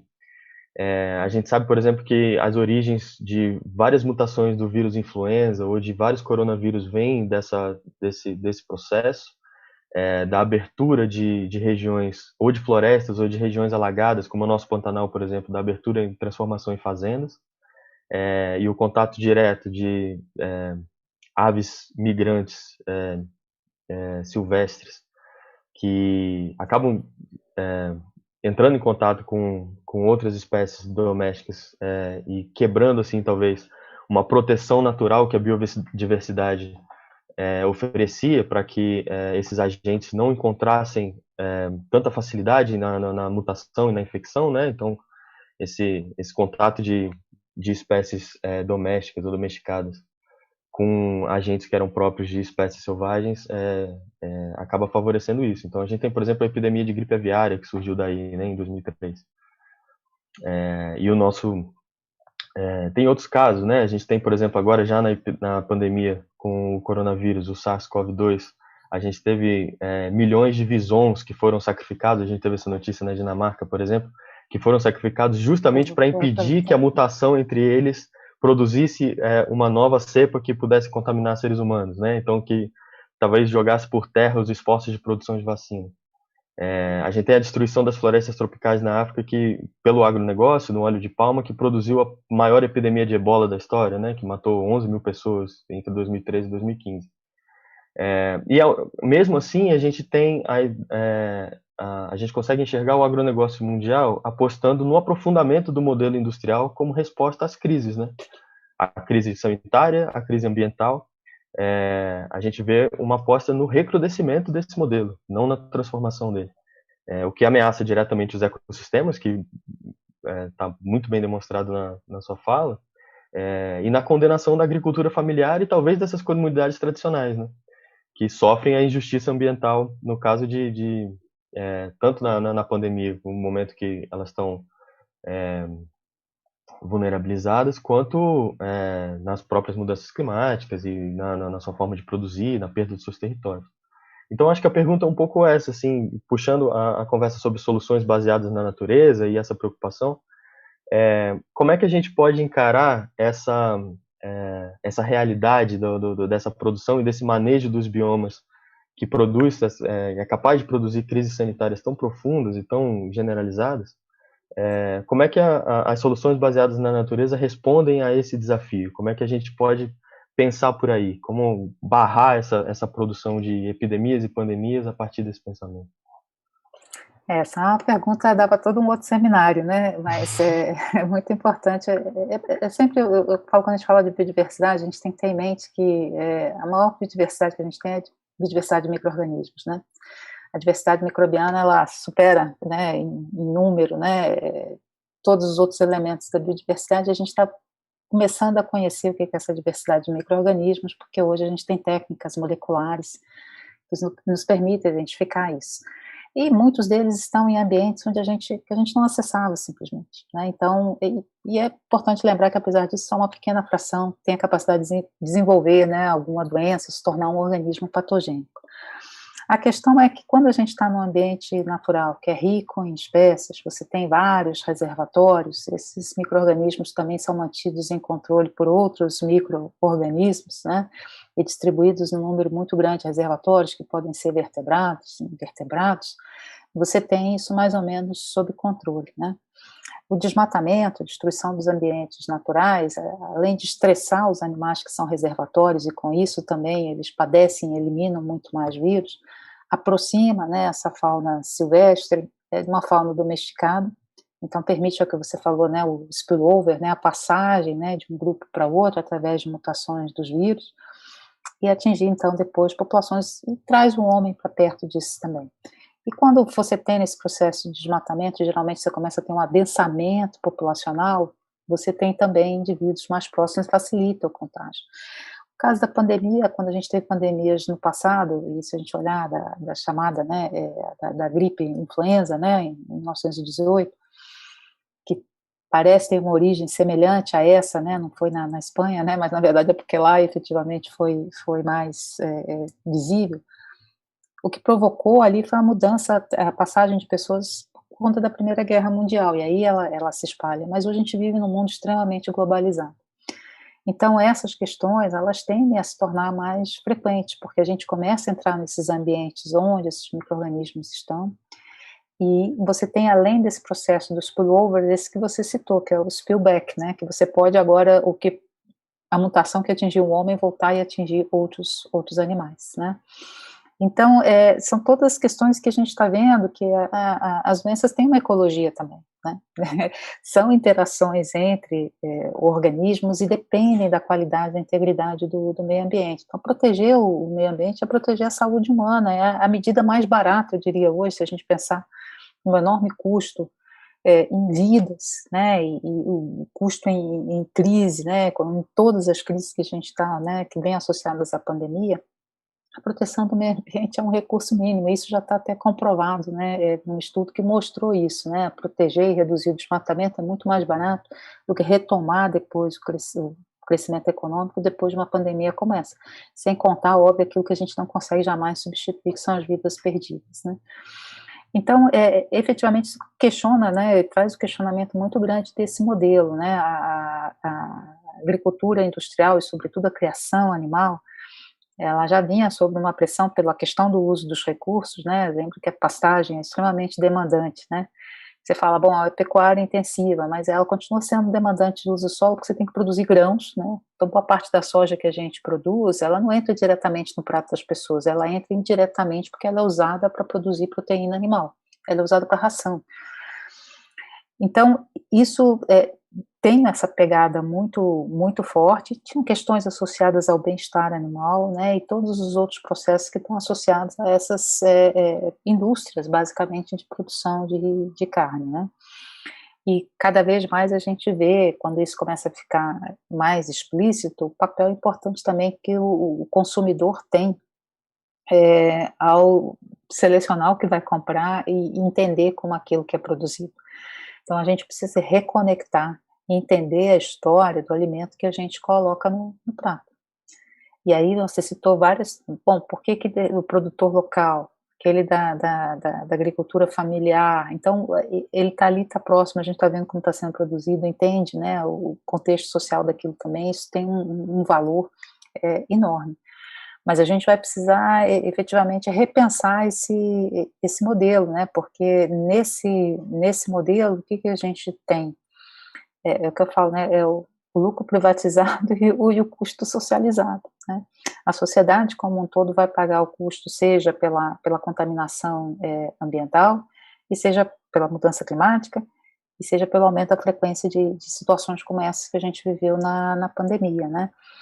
Então, se você olhar aí nos últimos anos, é que a gente conseguiu controlar algumas que poderiam ter sido potencialmente tão críticas, né, como a SARS-CoV-2, né, a gente teve o SARS, né, o MERS, então, num curto espaço de tempo, são histórias muito parecidas, e que dessa vez foi, né, então, mas muitos estudiosos já colocam que esse intervalo entre uma pandemia e outra, né, a gente teve aí um intervalo de 100 anos, né, entre a influenza e essa, ele vai se reduzir. Então, é importante que a gente se prepare, né, para isso e se torne mais resiliente como sociedade, apostar qual é a proteção que a gente tem. A proteção é a própria biodiversidade. Não sei se eu completei tudo que você queria. Gostaria também de fazer uma pergunta para você, Mercedes. Antes também falar que hoje temos um público aqui presente de Brasília, Fortaleza, Águas Lindas de Goiás, Braslândia e São Paulo. Então, tem gente aí de outros biomas também, né? Bastante. E é importante também outras pessoas estarem pensando sobre essa questão do Cerrado, né? Já que ele integra e faz parte de tantos estados. A minha pergunta que eu gostaria de fazer é mais nesse sentido da produção que temos hoje da agricultura e da conservação. Que num vídeo do Instituto Cerrado, você fala que a agricultura e a conservação são duas atividades produtivas que andam de mão juntas, deveriam andar, né? Porque atualmente elas não andam, assim. Acredita-se muito que conservar não pode ser produtivo, né? Não pode ser uma atividade produtiva, então como talvez aliar esse setor produtivo com essa conservação, né? E pensando até nessas atividades de restauração, que uma coisa assim que eu percebo muito aqui no Cerrado, estamos em Brasília, né, próximas às Chapadas dos Veadeiros, e eu percebo que tem já algumas associações que estão gerando renda para coletores de sementes, que são comunidades tradicionais, e essa coleta de semente proporciona a venda para empresas que fazem recuperação de áreas degradadas. Assim, eu vejo essa como uma das atividades que podem ser produtiva também, né, na conservação, mas também, assim, de que maneira também, né, essa conservação pode ser essencial, como ela pode ser essencial para que a agricultura também seja economicamente mais equilibrada e ambientalmente mais sustentável, e também garantindo essa segurança alimentar, né, Porque hoje a gente tem uma agricultura que é baseada em grãos, em soja, em milho, que vão para a ração. Elas não alimentam o povo brasileiro. Isso diretamente, Né? A gente está passando agora por altos riscos, altas pessoas sem alimento sem alimento no prato, e um país que está sobrevivendo, assim, né, economicamente da agricultura, mas as pessoas não têm comida. Nossa comida é para alimentar gado, e um gado também é uma carne que não fica aqui para a gente, né, assim, uma boa parte é exportada. Então, assim, né, como chegar no nível equilibrado, assim, disso, tanto do setor econômico, tanto da conservação, a gente também tem agrofloresta, e aí fica, assim, essa dúvida. E também, depois eu faço. Você tocou um ponto importante, né? A restauração, ela pode se tornar uma cadeia produtiva muito importante no campo, né? Como parte da atividade rural. Quando a gente olha como conciliar, você tem dois caminhos. Um é porque a gente tem um marco legal, né? A Lei de Proteção da Vegetação Nativa, o Código Florestal, ele indica lá, a gente tem um passivo, né? Que tem que ser recuperado por lei. E para recuperar esse passivo, também o produtor não pode ser abandonado, né? Ele tem que ter à sua disposição as metodologias, né? Então a gente tem que ajudar a formar essas cadeias produtivas, seja de semente, seja de muda, tecnologias que sejam adaptadas a cada um dos biomas brasileiros, porque não é só restaurar a floresta, a gente tem que restaurar campos, a gente tem que restaurar a sabana, então a gente, essa diversidade, tem que restaurar a caatinga, né? O pampa. Como é que a gente tem metodologias apropriadas para cada um desses ecossistemas nos diferentes biomas e as cadeias produtivas que alimentam esse processo de restauração? Porque se ele quiser hoje restaurar, onde é que ele vai comprar isso? Quem é que vai fazer? Que método que ele vai usar? Como é que a gente vai monitorar? Então, isso é o que deveria já estar em andamento, né, pelo plano, né, de recuperação da vegetação, e colocadas condições para que os produtores pudessem aderir. Então, acho que são duas mãos. Você tem uma questão que é a demanda, né, que legal que está colocada, mas, ao mesmo tempo, você precisa apoiar que essa demanda legal seja cumprida. Então, acho que você tem tantos mecanismos, né, de cobrar, mas você tem que ter também os mecanismos de incentivo. Né? Eu acho que, assim, olha, você precisa fazer, mas legal, vou te ajudar a fazer, porque o benefício é importante e, com isso, a gente também consegue montar outros sistemas de produção no campo. Eu comento sempre assim, o Brasil ele teve um avanço na agricultura, porque há décadas atrás houve um esforço de investimento em pesquisa para adaptar cultivares, sistemas de produção, para os solos, para o clima brasileiro. Se o Brasil tivesse feito esse mesmo esforço de pesquisa, a receita a gente sabe, né, para utilização da sua biodiversidade, para o conhecimento dos sistemas naturais, a gente seria hoje uma potência dentro da área de florestas, biodiversidade, biomas, que você quiser colocar, né, uma potência que tem na natureza a base da sua economia. Então, acho que são coisas para a gente pensar, porque a gente já fez esse caminho e hoje a gente tem conhecimento acumulado, tem especialistas que podem, né, ajudar, e eu acho que você tem aí também o conhecimento tradicional das comunidades que convivem com esses ambientes por séculos, né, e isso é muito importante também a gente colocar dentro, né, desse pacote. Então, acho que tem esse lado que é importante, e eu acho que, novamente, a gente tem que ter um discurso em que essas contas, que eu falo, elas sejam feitas corretamente. Por quê? Porque a gente fala, a agricultura sustenta a economia brasileira, sustenta, mas nessa coluna não aparece o lado das externalidades, né? Mas quanto ela custa em termos de uso de água? Quanto ela custa em termos de mudança do clima? Quanto que ela custa em termos de poluição? Assim, ela tem um papel importante, sim, mas a gente também tem que considerar essa outra coluna. E a mesma coisa quando a gente olha, quando é feita a conta para a conservação só é colocada no sentido, o que eu deixo de ganhar se eu não produzir, se eu não transformar, e não o que eu ganho quando eu conservo. Então, é o que a gente fala, essas contas ambientais, que eu acho que é um pouco isso que está mudando, elas vão trazer isso um pouco mais claro, né, numa linguagem que as pessoas entendam, quando as duas atividades, elas têm que andar de mãos dadas. Eu falo, o que a gente precisa hoje é de um manejo da paisagem, né, de uma paisagem diversa, diversificada, que permita, né, tanto as funções ecossistêmicas, como também permita a produção de alimentos. A gente não vai negar a agricultura, que a gente precisa da agricultura, o que a gente quer é repensar o modelo de agricultura que a gente tem. Porque não pode ser uma coisa ou outra, tem que ser uma coisa e, né, tem que ser produção de alimentos e conservação. A hora que a gente põe o ou, é um ou outro, a gente perdeu. Então, essa ocupação da paisagem, né, de uma forma, né, mais equilibrada, em que a gente considere os múltiplos usos e que a gente tenha uma visão de longo prazo. A gente não pode fazer um processo de esgotamento. Se você olhar, só rapidamente para fechar aqui, né, quando um curso de manejo de ecossistemas, eu falo, é impressionante como a gente só aprendeu a base dos desastres, né? Então, hoje talvez a gente tenha aqui a possibilidade de evitar os desastres. Se você olhar o sistema, por exemplo, de conservação de solos dos Estados Unidos, foi criado depois daquele grande evento, né, do Dust Bowl, né, do grande evento de erosão, em que a erosão do meio oeste americano, das áreas agrícolas, contaminou até a cidade de Nova York, né, com nuvem de poeira. Então, a partir dali, o pessoal falou, opa, a conservação de solos é importante. A gente não tem mais tempo de ficar aprendendo só com desastres. Então, a gente tem que realmente avançar um pouco mais nessa questão de olhar a resiliência e ter a capacidade, a gente tem a capacidade de botar cenários, né, e escolher os caminhos para evitar os piores cenários. Bom, professora, tem duas perguntas aqui que vieram do chat, e as duas comentam talvez os dois assuntos que foram levantados aqui já, então eu vou fazer as duas juntas, num bloco só. Uhum.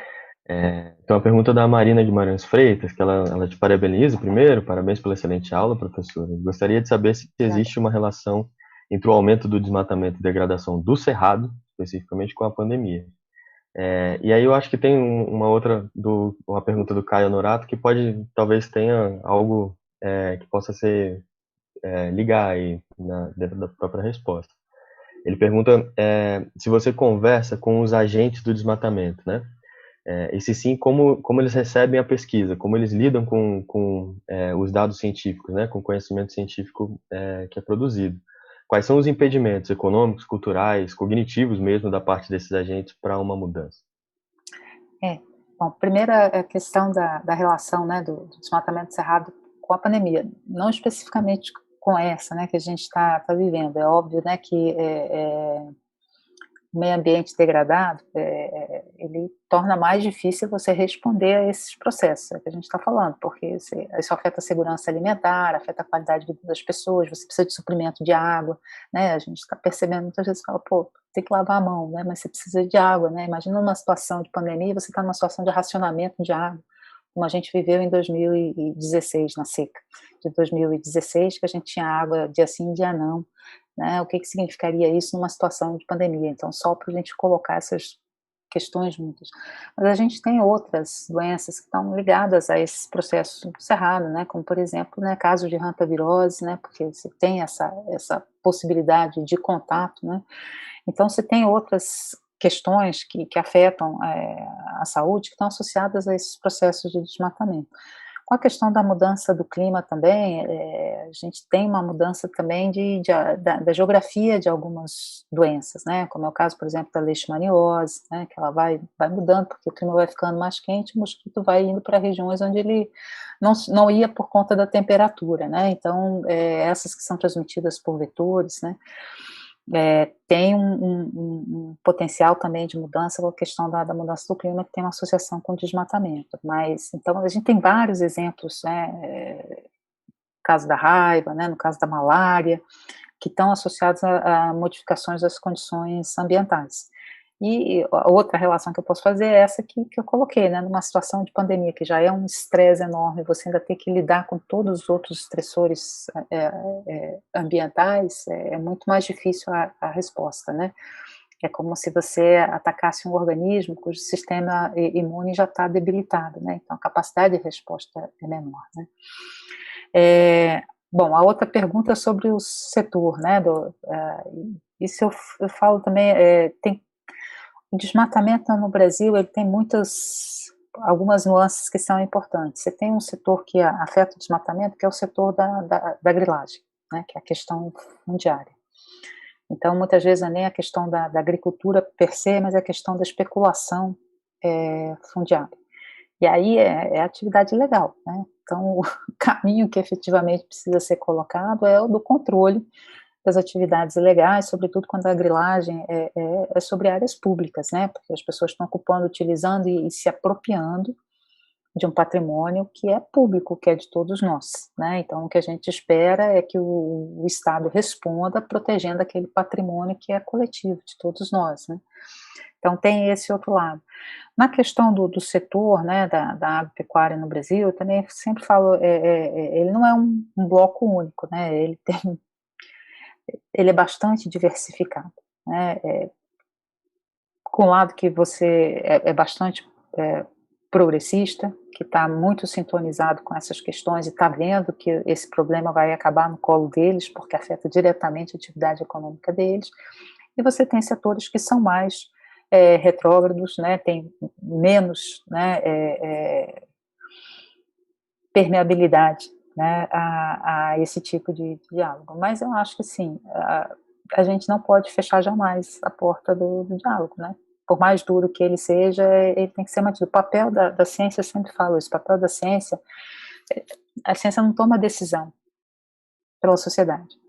O nosso papel, eu falo, é dar o melhor quadro possível, o melhor mapa possível, em que fiquem bem claros quais são as circunstâncias, quais são os cenários, quais são as opções, quais são as consequências de cada cenário. Porque é a sociedade bem informada que vai poder tomar de forma consciente quais são as decisões. O que a gente consegue colocar hoje nos cenários, que a gente talvez não conseguisse colocar 30 anos atrás, é a nossa capacidade preditiva, ou seja, a gente conseguir projetar diferentes cenários. Então, em vez de você viver essa situação que eu falo, em vez de aprender na base do desastre, a gente consegue ver o desastre, né, na forma de um modelo e pensar, poxa, será que eu vou querer arriscar? É tudo uma questão de gerenciamento de risco. E tem alguns riscos que efetivamente a gente não deveria correr, porque aí a gente não tem como recuperar. Né? A gente viu isso também muito claro no caso da pandemia, né? As jogadas em que o risco foi pago com vidas, né?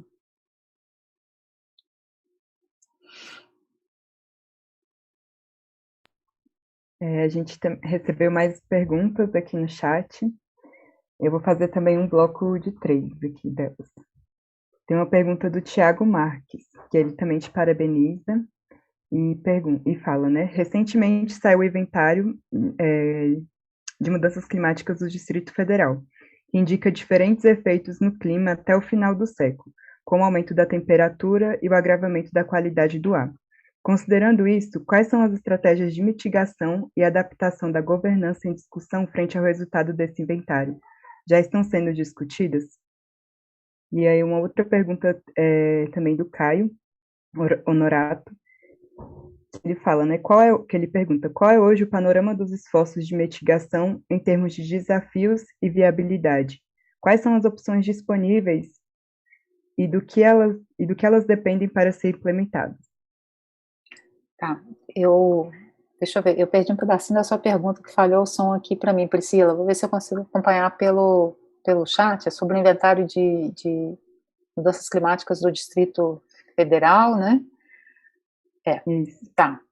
O Distrito Federal, como comunidade da federação, ele tem duas questões aí muito importantes, né? O Distrito Federal já perdeu uma fração significativa da sua cobertura vegetal. A gente tem hoje poucas áreas preservadas no Distrito Federal, né? A gente tem grandes unidades, que é o Parque Nacional de Brasília, Estação Ecológica de Águas Emendadas, né? As áreas que estão desconectadas. Então, a gente já tem uma conversão muito acentuada no Distrito Federal. Então, o ideal era proteger essas áreas que hoje são ilhas, né, de vegetação nativa dentro de áreas urbanas e sofrem impacto da proximidade dessas áreas urbanas, tentar recuperar as áreas também degradadas que a gente tem no DF. O Distrito Federal tem um outro componente importante das suas emissões, né, que difere um pouquinho do padrão nacional, que são as emissões por conta do transporte. Então, a questão do modal de transporte no Distrito Federal, a gente ter alternativas de transporte mais sustentável, é muito importante. Aí vem todo o histórico, né, de planejamento, né, do Distrito Federal, da mobilidade com base, né, em veículos, né, automotores, a dificuldade de implementação do sistema de transporte público que seja eficiente, conecte as pessoas, e também de desenvolvimento econômico menos concentrado. Então, o Distrito Federal tem um desenvolvimento econômico muito concentrado no plano piloto.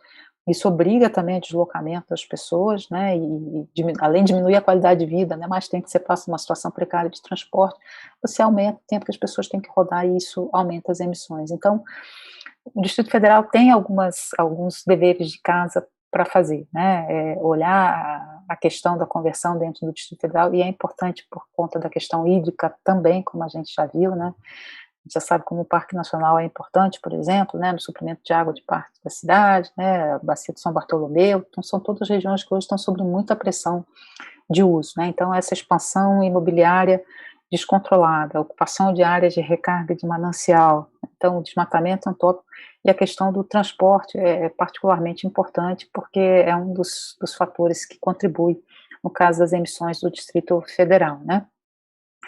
Sobre a pergunta do Caio Honorato, dos esforços de mitigação, né, do Brasil, Caio, infelizmente, a gente está vivendo uma situação de desgovernança ambiental, né. O Brasil, ao longo das últimas décadas, né, e muito com base nos movimentos de organizações da sociedade civil, povos indígenas, comunidades tradicionais, ele construiu uma tradição de governança ambiental que está sendo desmontada muito rapidamente, né, e com isso também todas as ações que o Brasil tinha, né, de mitigação, para você ver que os dois fundos importantes de financiamento de ações de mitigação, que é o Fundo Clima e o Fundo Amazônia, eles hoje estão paralisados por falta de gestão por parte do Ministério do Meio Ambiente, né.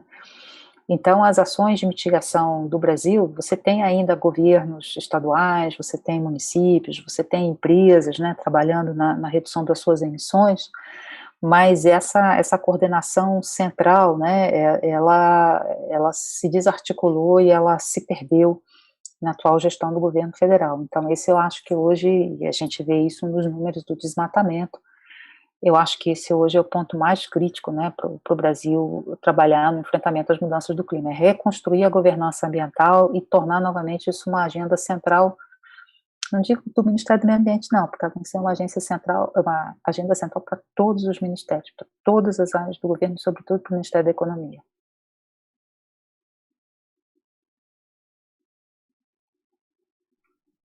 Professora, eu vou puxar mais uma pergunta no chat aqui, da Lua Cavalcante. Ela pergunta assim: como a gente pode ajudar nesse restauro e conservação do Cerrado em uma perspectiva micro? Quero dizer, é possível que essa contribuição se dê em um âmbito de ações individuais? Com certeza, eu acho que hoje, quando a pessoa me pergunta o que é prioritário, tudo, a gente precisa da ação coletiva, a gente precisa da ação política e a gente precisa da ação individual. A gente tem uma janela de tempo, assim, falo assim, de 30 anos para atuar e mudar isso. E essa janela de 30 anos, ela vai ser bem sucedida se a gente conseguir fazer isso muito rapidamente, né? Então, as ações individuais, elas são muito importantes, elas começam lá na urna. Quer dizer, agora não é nem colocar o voto, é apertar, né? Então, a gente olhar as pautas dos candidatos que olhem isso, elas começam nas demandas que a gente coloca para os nossos gestores, mas elas estão associadas também às nossas opções. Então, novamente, o que a gente compra, de quem a gente compra, que ações a gente contribui, como é que a gente pode colaborar, às vezes é gerando conhecimento, às vezes é trabalho voluntário, às vezes é contribuindo com doações, e existe um papel muito importante hoje, nesse mundo que a gente vive hiperconectado, de desconstrução de narrativas equivocadas, né, falsas, sobre a questão ambiental.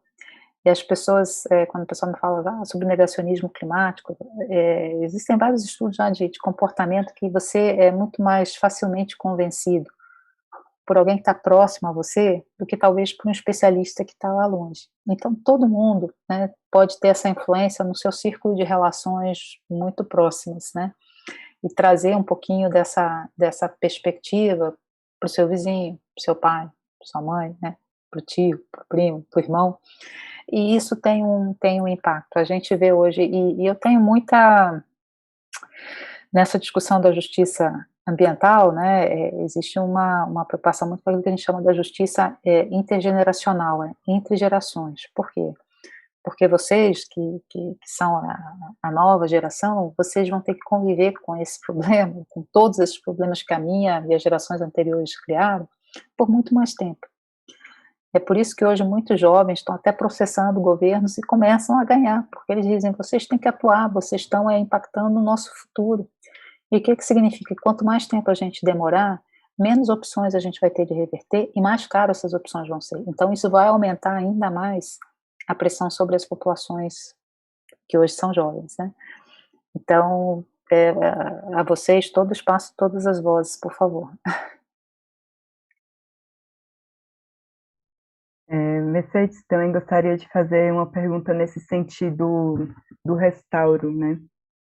Que teve até um tempo uma corrente do WhatsApp, que não sei se você chegou a ver, mas eu vi que passou por várias pessoas assim que falavam que na Tailândia as pessoas saíram jogando várias sementes, e dessas sementes na cidade ia começar a ter várias frutas, e aí, por um outro lado, alguns biólogos falavam, não façam isso, porque isso pode causar alguns danos ambientais. Invasores, exato.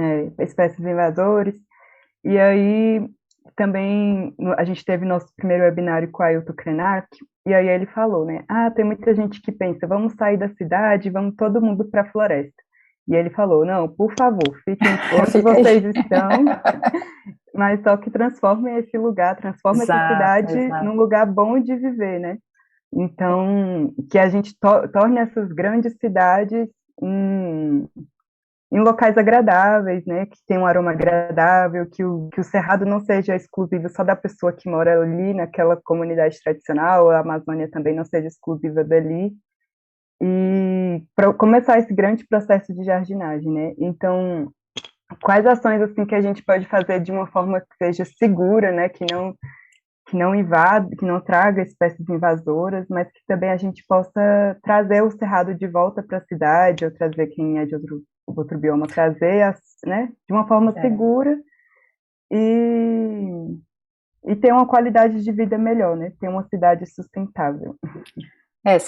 Obrigada até você ter trazido esse ponto da questão urbana, né, que ela é muito importante para o Brasil, porque a maior parte da população brasileira hoje vive em cidades, né, o Brasil já fez essa transição, né, do rural para o urbano, apesar da nossa economia, né, e tudo que a gente está falando ser tão ligado à questão do campo, a maior parte das pessoas vive nas cidades, então elas precisam primeiro se conectar com o que está acontecendo lá na floresta, o que está acontecendo no campo, o que está acontecendo no cerrado. Mas, ao mesmo tempo, você tocou um ponto importante, a necessidade de transformação das nossas cidades, né? Como é que a gente prepara as nossas cidades para esse futuro também de eventos extremos, como é que elas podem contribuir para serem agentes de redução dessas emissões, né? Então, melhorar a conectividade, e essa questão de trazer o verde, né, para as cidades, hoje a gente também, na própria discussão da pandemia, a importância, por exemplo, de áreas urbanas dedicadas à produção de alimentos, né? Então, a gente utilizar esses espaços para produção de alimentos, desde que, óbvio, né, controle da poluição atmosférica, controle da poluição do solo, né, para você produzir alimentos que sejam saudáveis também, né. Mas você pensar em como você traz, né, vamos dizer, o verde para as cidades, hoje a gente tem que olhar também, novamente, conhecimento acumulado. Brasília é um bom exemplo, né, porque quando Brasília foi construída, muitas espécies nativas do Cerrado foram retiradas e a cidade foi arborizada com espécies da Mata Atlântica, que muitas delas não conseguiram permanecer porque não estavam adaptadas a essa situação climática. Hoje, gradualmente, elas vão sendo substituídas por espécies que são nativas do Cerrado. Mas a escolha das espécies, para você não trazer espécies invasoras, espécies que sejam, por exemplo, produtoras de recursos para a fauna. Então, qual é a fauna, né, que é importante, que está dentro das cidades também, né, que tem uma influência importante. Às vezes até a qualidade da folha, a decomposição da folha, para você, nesse processo, nesse solo impermeabilizado que a gente tem, você não gerar um aumento dos nutrientes que vão pelas galerias de águas pluviais e vão depois eutrofizar os cursos de água. Então você tem que pensar como é que eu faço uma calçada que seja permeável para aquela decomposição de folhas que caem nas calçadas, simplesmente não irem contaminar as galerias de águas pluviais e depois os nossos rios. Então, você tem hoje uma junção, que eu falo, talvez uma das áreas mais fascinantes, né, é essa área da ecologia urbana, né, de trazer junto a arquitetura, o paisagismo, a ecologia, a antropologia, entender quais são as demandas das pessoas, e tornar as cidades mais resilientes, mais sustentáveis, mais inteligentes, né, aptas, mais adequados, né. Então, isso é muito importante porque a gente vê que a questão da desigualdade, ela se manifesta até na distribuição do verde das cidades. Então, as áreas de periferia, que são mais pobres, elas têm menos opção de ter contato, né, com áreas verdes que são tão importantes para o nosso bem-estar e para a nossa qualidade ambiental, de reduzir temperatura, de aumentar a umidade relativa, de reduzir poluição sonora. Então, a gente tem que pensar também na distribuição do verde nas cidades de uma forma equitativa, né? Bom, professora, eu vou puxar mais uma do chat aqui, uma pergunta da Giovana Freitas. Ela fala assim: boa noite, Mercedes, um prazer te escutar e refletir juntas sobre questões tão caras. Você traz questões muito delicadas e sensíveis, nos fazendo pensar sobre o futuro e a existência com qualidade no planeta. Como você vê o papel da educação ambiental nas escolas frente à velocidade do desmatamento e o distanciamento cada vez mais intenso da nossa existência com a Terra?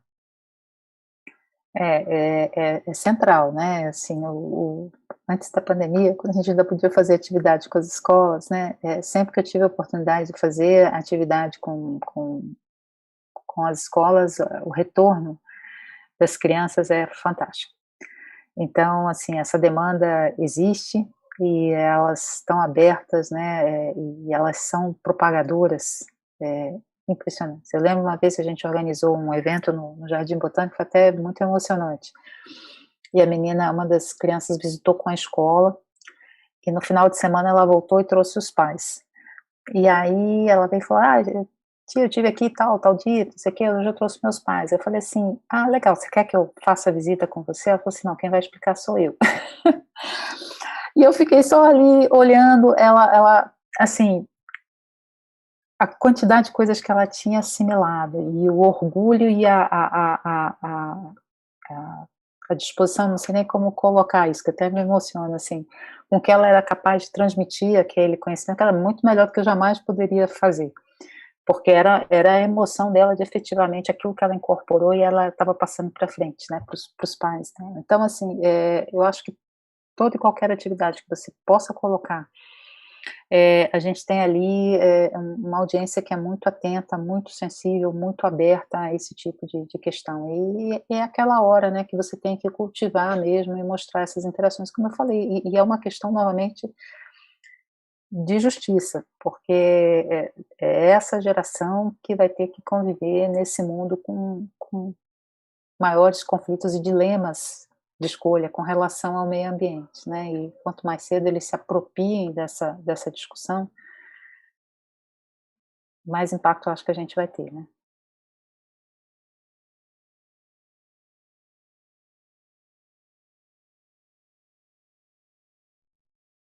Nesse sentido, eu penso também até nessa popularização do conhecimento científico, né, que essas sociedades mais vulneráveis, assim, mais injustiçadas, né, sem tanto acesso ao conhecimento, como que também elas podem acessar mais, né, esse conhecimento científico, e também como os museus, os centros culturais também podem estar auxiliando nisso, né, porque são um grande meio, assim, também de difusão do conhecimento, né, bastante amplo.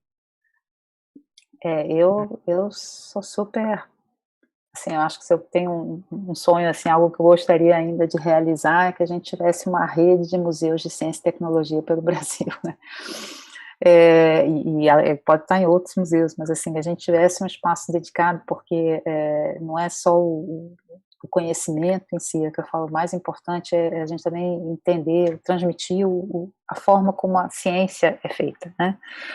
Porque muitas vezes eu cito que esse debate, né, que a gente está vivendo no Brasil hoje de medicamento, eficácia de medicamento, vacina, não vacina, ele mostrou claramente como é importante que a educação científica, né, é aquela que mostra para a gente não só o domínio, né, que o que eu sei, mas tudo bem, eu não sei sobre isso, mas eu entendo que para fazer isso tem uma série de etapas, né, tem protocolos, tem métodos que precisam ser seguidos, não basta assim qualquer um tirar do chapéu uma solução, né.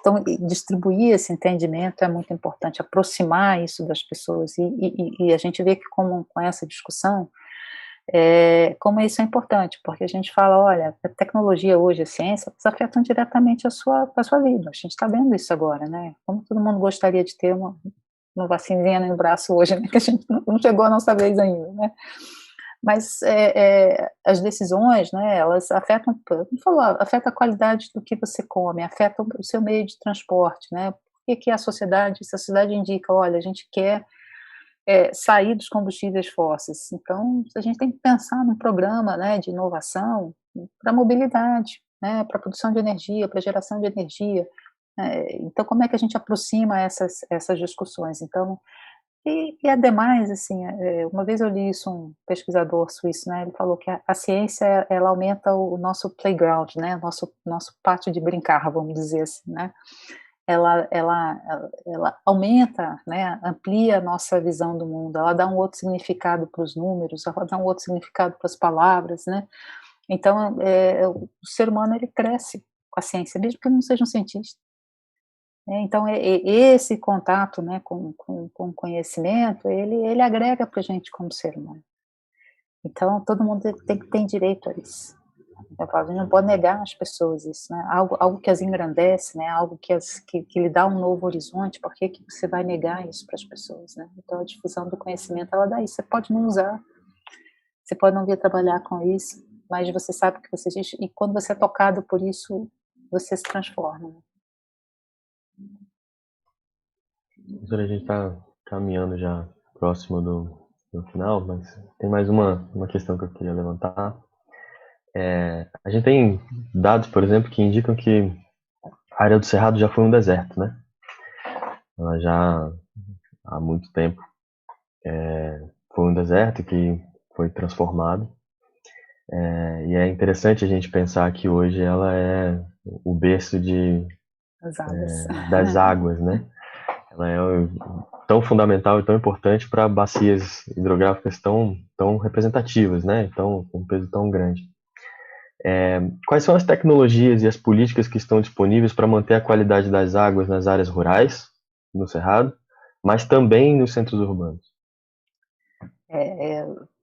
Fala, água é fundamental, né? A gente sabe o que é ficar sem água, né? E a gente entende isso, né? Então, hoje eu acho que nas áreas rurais a gente precisa pensar novamente no manejo na escala que ecologicamente é significativa, que é a escala das bacias, né? Você tem um papel dentro das propriedades, mas você precisa conversar com seu vizinho, precisa conversar com o outro e olhar, bom, qual é a área de drenagem, o que está acontecendo aqui em termos de quantidade de cobertura vegetal, usos, né, demandas por água, e essa competição entre demanda por água para irrigação, demanda por água para animais, demanda de água para seres humanos, né, então esses usos todos, eles têm que ser conciliados, mas a gente tem que pensar como é que a gente protege a captação, a conservação e a geração dessa água, né, então a gente precisa de utilizar o que a legislação ambiental hoje coloca de uma forma inteligente, né? Você fala, bom, você tem as áreas de proteção permanentes, que são aquelas que você não pode mexer, que são exatamente para conservação dos recursos hídricos,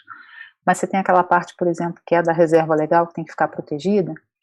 Qual é o melhor desenho de distribuição das áreas de reserva legal dentro da bacia hidrográfica, por exemplo, que permitam uma maior conservação de água?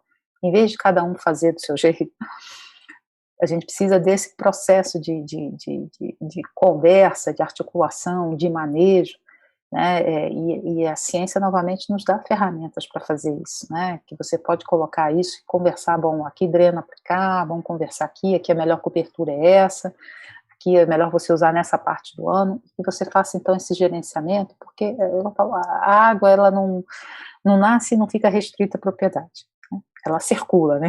O ciclo hidrológico, ela circula. Então a gente precisa considerar esses caminhos pelos quais a água circula. Nas grandes cidades, a gente tem que ter esse cuidado novamente. Aí é onde a conexão também, né, entre o natural e o urbano é muito importante, porque se você tiver cidades em que você tem suas áreas de manancial preservadas, conservar é sempre muito mais barato do que tratar a água, né? Então a gente tem que ter esse cuidado, né, de cuidar, né, das fontes de água. Tem que ter um cuidado de usar a água de forma racional e que tem que ter um sistema de tratamento de água, né? Então, a gente peca no Brasil, assim, de uma forma criminosa até, com a questão dos nossos recursos hídricos, né? E com a falta de tratamento de água. Então, muitas vezes você capta a água, capta até o esgoto, mas não trata o esgoto e joga o esgoto naquele local onde você capta a água, né? Então, assim, no final você está fechando o ciclo, né?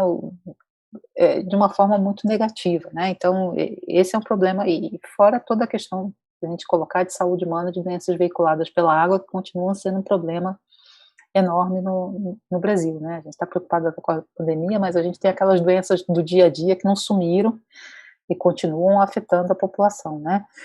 Então, as nossas cidades têm um histórico de tratar a água, talvez aquela imagem do Brasil de água em abundância, etc., mas a gente tem um histórico de ser muito descuidado com a questão da água, né?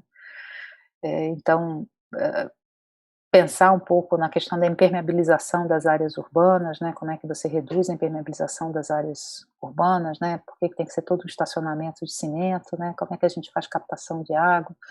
Quais são as espécies vegetais que são mais adequadas para a questão da conservação de água nas cidades? Então, você tem N estratégias, mas o primeiro passo, assim, a virada da chave é a vontade política, e a vontade política ela vem sob a pressão da população, né?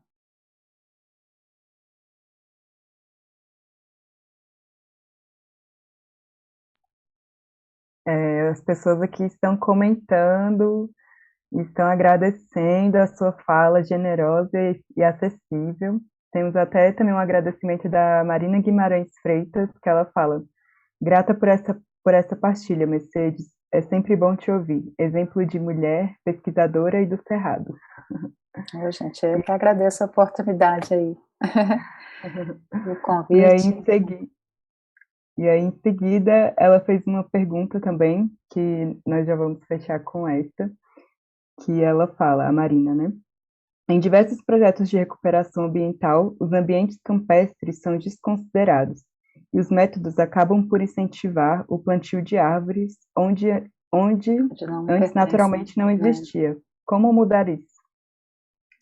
Isso é muito importante. Lembra, e não só para o Cerrado, porque a gente tem biomas, né, como o Pantanal, o Pampa, onde você tem fisionomias que são predominantemente campestres. E os campos têm, além de uma diversidade, uma vegetal, uma fauna que é típica das zonas campestres, têm funções ecológicas também muito importantes, né? Então, falei, no Cerrado são 7% e estão desaparecendo muito rápido. A gente tem uma preocupação hoje, por exemplo, com a conservação dos campos úmidos, né, que são tão importantes na questão da água que a gente estava colocando, né. Então, a gente precisa, eu falo que isso vem muito, talvez, numa herança, né, de valorizar os sistemas florestais, né, as árvores, né, porque a madeira até era considerada um ativo e o campo era a área para você ocupar, né. Você vê que o campo arbustivo no Cerrado, né, o campo sujo, né, aí você tira tudo, que é sujeira, etc. Então, é importante a gente retome, né, um pouco do entendimento da importância dessas áreas campestres. É o que eu falei, hoje na questão da restauração, a gente precisa ter estratégias adequadas para as diferentes fisionomias, né. Não adianta a gente pegar e vou restaurar e você vai ter um sistema sem diversidade estrutural e sem diversidade de espécies. A gente quer restaurar trazendo de volta a diversidade estrutural e a diversidade de espécies que a gente tem nos diferentes ambientes. E lembrando que esses diferentes ambientes sustentam também uma fauna que é característica, né? Então, se você for transformar todos os campos em floresta, que a gente chama de aflorestamento, o que vai acontecer com as espécies da fauna campestre, né? Então, é importante a gente pensar, eu falo que às vezes a gente tem uma certa esquizofrenia, se posso dizer assim, né, porque você desmata a Amazônia para colocar pasto, né, e você tira os campos naturais do Pampa para plantar árvore, né, que são os plantios de pinos, por exemplo, né, então não dá para deixar a árvore onde elas estão, deixar o campo onde ele está, e a gente ia ficar bem melhor, né, mas tem que olhar para os diferentes ecossistemas e entender, né, que eles têm funções e características próprias que devem ser conservadas, não tem um sistema único, né, não são só árvores, né, o mundo não carbono é importante, mas a gente não vive num mundo só centrado em carbono, né, tem outras questões também que são importantes. Bom, professora, agradecendo a sua participação, eu queria deixar você à vontade para fazer um último comentário, uma última manifestação, antes da gente, de fato, encerrar. Não, eu só tenho a agradecer, né, pela troca aqui com vocês, né, por esse intercâmbio aqui também tão rico, né, parabenizar pela iniciativa de vocês no museu, né, eu sou fã de museus, né, não, eu falei do Ciência e Tecnologia, mas não só do Ciência e Tecnologia, da instituição museu, e como é que ela também se reinventou ao longo do tempo, e como ela tem um papel cada vez mais importante na nossa sociedade, né, então, quando a gente fala em Brasil, Museu Nacional, né, é bacana a gente ver também que ele vai chegando a outros estados do Brasil, né, então, nesse momento tão crítico, né, eu acho que é fazer uma defesa, não só da ciência, né, como eu já fiz, mas da cultura, da arte, né, porque são essas atividades que nos transformam, né, nos tornam seres humanos melhores, nos fazem pensar, e não é à toa, né, que estão sendo exatamente aquelas que estão sendo mais atacadas nesse momento, né, então,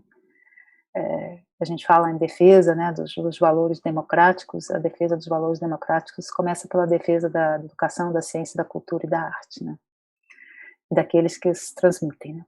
Gente, muito obrigada e boa noite. Nós agradecemos também a sua participação e de todo mundo aqui também que acompanhou, participou enviando perguntas, agradecimentos. E também a gente convida, né, as pessoas aí, a gente está lutando pelo cerrado, por essa preservação, por manter um cerrado vivo, um cerrado em pé. A gente está se organizando aí cada vez mais para manter essas matas sempre vivas aí. E também convido vocês para o próximo webinário, na próxima quarta-feira, que vai ser com Jorge Mena Barreto. Ele é artista, pesquisador, e vai trazer um tema sobre arte e educação, né, com as plantas.